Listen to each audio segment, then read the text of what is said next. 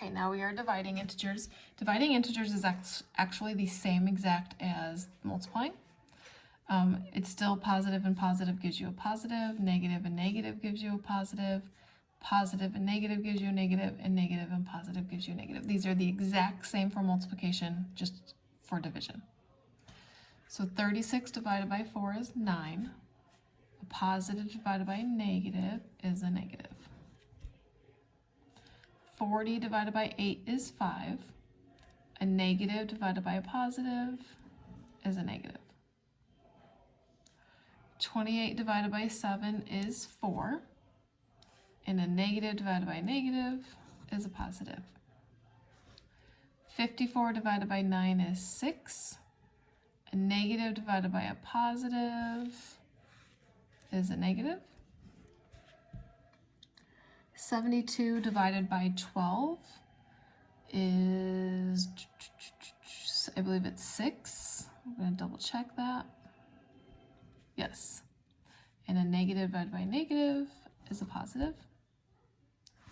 18 divided by 0 is 0, and 0 is neutral. It can't be positive or negative. Now, since we are on the same lines of division, let's talk about square root, because now our square root is going to change a little bit. We learned in the previous section or previous chapter about square roots. Okay, square root is like square root of 81 is 9, because 9 times 9 is 81.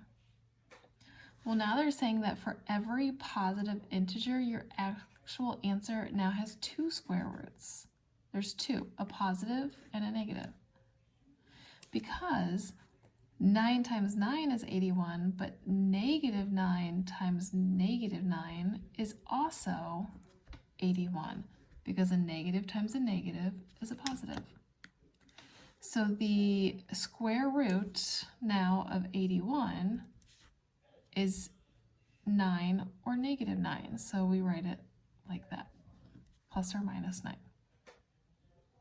It can either be a positive 9 or a negative 9. Okay.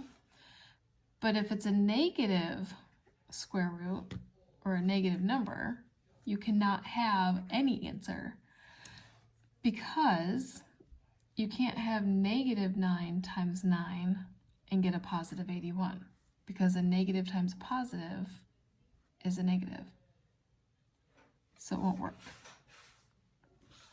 So the square root of 100 is 10, but it's also negative 10. So we put plus or minus 10. Okay, I have to get a 36, but I also have to get a negative 36. Well, what times what is 36? That answer is 6. But if I do 6 times 6, I get a positive. If I do negative 6 times negative 6, I get a positive. And if I do a 6 times a negative 6, I get my negative 36. But these two numbers have to be the exact same for it to be a perfect square root.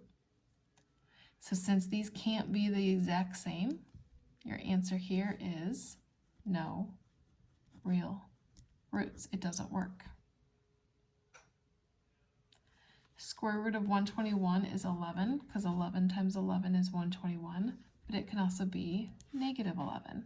It can be positive 11 or negative 11. Either positives equal your 121 or the negatives equal 121.